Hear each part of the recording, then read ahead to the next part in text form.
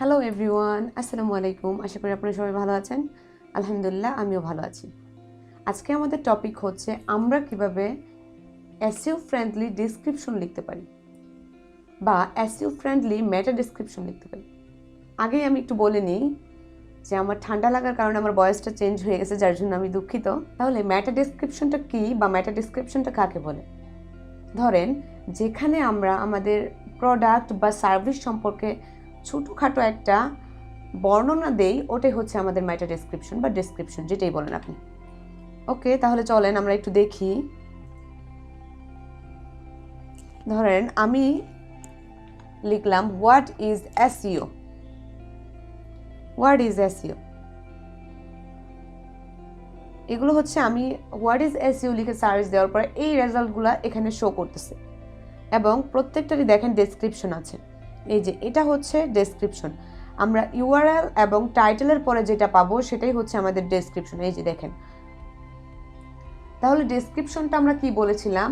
আমাদের প্রোডাক্ট অথবা সার্ভিস নিয়ে আমরা যে ছোটোখাটো বর্ণনা লিখি ওটাই হচ্ছে ডেসক্রিপশন। ওকে, তাহলে ডেসক্রিপশনটা আমরা কেন লিখবো? আপনার মনে হতে পারে ডেসক্রিপশনটা আমরা কেন লিখব।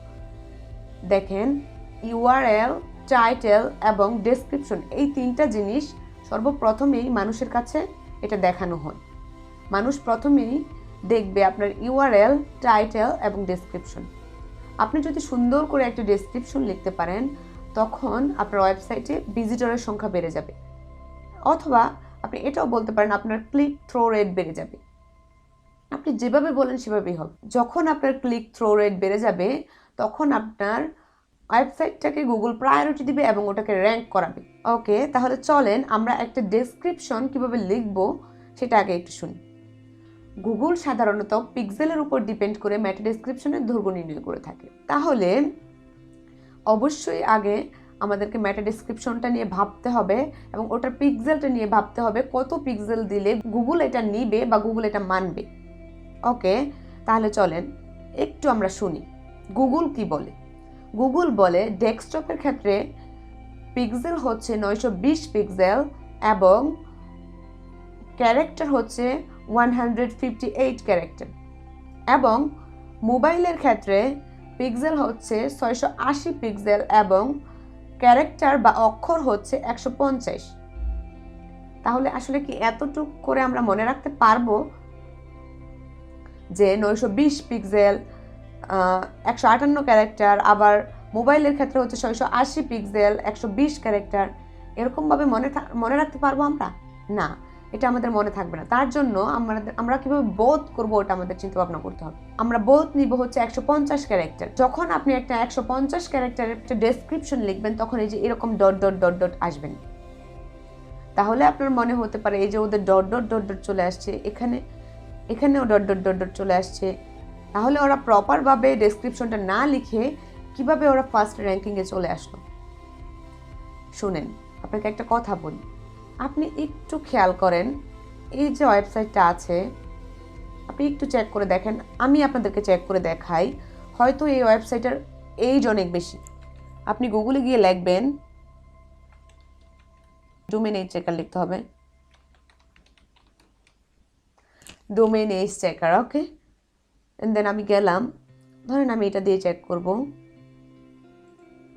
এটা ওপেন করলাম এবং এটা ওপেন করলাম। এখান থেকে আমি লিঙ্কটা কপি করব। আমি শুধু দেখানোর জন্য করতেছি ওরা কেন প্রায়োরিটি পাইলো, কেন ওরা আগে গেল, ওদের ডেসক্রিপশনটা ঠিক না রেখে ওরা কেন আগে গেল। Okay, I am not robot, check. দেখেন, এই টুলসটা বলতেছে যে এই যে ওয়েবসাইটটা আছে, এই ওয়েবসাইটের বয়স 17 বছর এবং 160 দিন। 17 বছর 160 দিন, মোটামুটি ভালো বয়স তার। যার কারণে গুগল ওকে প্রায়োরিটি দিচ্ছে। তার ডেসক্রিপশনটা ঠিক না থাকা সত্ত্বেও তাকে গুগল প্রায়োরিটি দিচ্ছে প্রথম। দেন হচ্ছে এই যে এটা একটা পুরাতন একটা ওয়েবসাইট, হয়তো এর অন্যান্য যে এসইও পার্টগুলো আছে সেগুলো অনেক ভালো, যার কারণে গুগল ওকে প্রায়োরিটি দিচ্ছে। কিন্তু আপনি একটা জিনিস খেয়াল করেন, আপনি যখন প্রথম অবস্থায় আপনার ডেসক্রিপশনটা ঠিক রাখবেন না, আবার আপনার এসইও অন্যান্য পার্টগুলো অতটা ভালো থাকবে না, এতটা জোরালো বা এতটা মজবুত থাকবে না, তখন কি আপনাকে গুগল প্রায়োরিটি দিবে? তখন আসলে গুগল আপনাকে প্রায়োরিটি দিবে না। এটা আপনাকে একটু মনে রাখতে হবে। ওকে, চলেন নেক্সট স্টেপটা কি। আমরা বুঝলাম যে আমাদের ডেসক্রিপশনের লেন্থ হবে 150 ক্যারেক্টার। ওকে, দেন আপনাকে মনে রাখতে হবে প্রথমে 50 থেকে 100 ক্যারেক্টারের মধ্যে আপনার ফোকাস কিওয়ার্ডটা রাখতে হবে। যদি আপনি শুরুর দিকে ফোকাস কিওয়ার্ডটা রাখতে পারেন তাহলে অবশ্যই অনেক ভালো, আর যদি আপনি না পারেন তাহলে অবশ্যই 50 থেকে 100 ক্যারেক্টারের মধ্যে ফোকাস কিওয়ার্ডটা রাখার ট্রাই করবেন। দেন তৃতীয় স্টেপ হচ্ছে ডেসক্রিপশনে আপনার অ্যাকশন টাইপ কিছু রাখুন। অ্যাকশনটা কি? অ্যাকশন টাইপ কিছু রাখার মানে রাখলে কি হবে?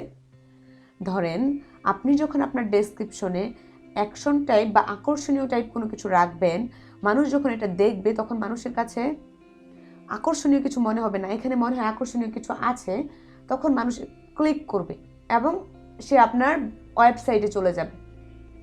যার কারণে আপনি ট্রাই করবেন আপনার ডেসক্রিপশনে অবশ্যই আকর্ষণীয় কিছু রাখার জন্য। দেন 4 নাম্বার স্টেপ হচ্ছে make it specific and relevant description.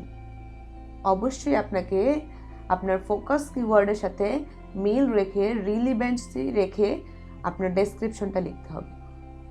আপনি যদি আপনার ফোকাস কিওয়ার্ডের সাথে রিলেভেন্সি না রেখে ডেসক্রিপশন লিখেন তাহলে ওটা গুগল পছন্দ করবে না এবং করবেন, যেটা আসলে মানুষও পছন্দ করবেন। দেন নেক্সট স্টেপ হচ্ছে কপি পেস্ট করে আপনি কখনো ডেসক্রিপশন লিখবেন না। ধরেন এই যে ওর ডেসক্রিপশনটা আমার ভালো লাগলো, এটা আমি কপি করলাম, ওকে ফাইন, কপি করে নিয়ে সুন্দর করে আমি আমার ডেসক্রিপশনে বসাই দিলাম। No, this is not right way. আপনি এভাবে কখনো কপি করে ডেসক্রিপশনটা লিখবেন না, কপি পেস্ট গুগল পছন্দ করে না। ওকে, দেন আপনার ইউজাররা, ধরেন আমি এখানে গেলাম, এই যে আপনি কন্টেন্টটা লিখলেন, লেখার পরে এই কন্টেন্টে যা আছে ওই সম্পর্কেই আপনি আপনার ডেসক্রিপশনে লিখেন।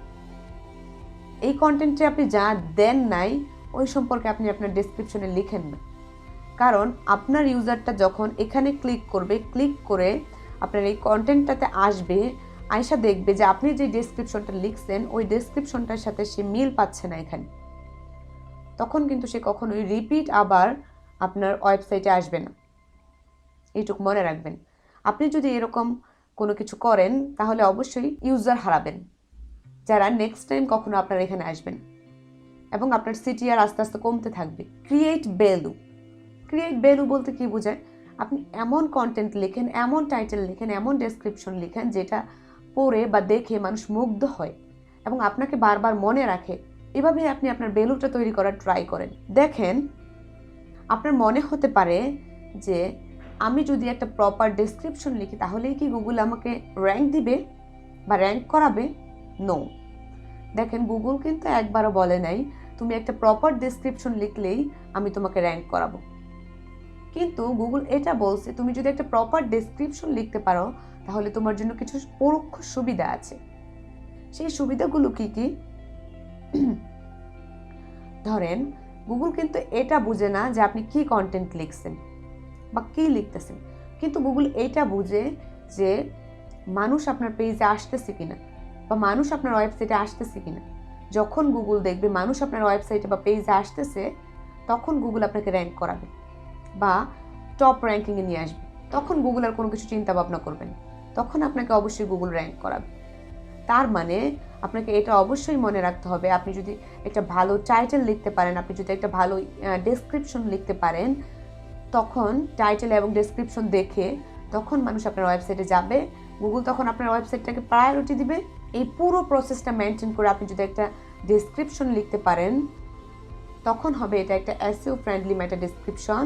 আজকে এ পর্যন্তই, দেখা হবে নেক্সট অন্য কোনো একটা টিউটোরিয়ালে। আসসালামু আলাইকুম।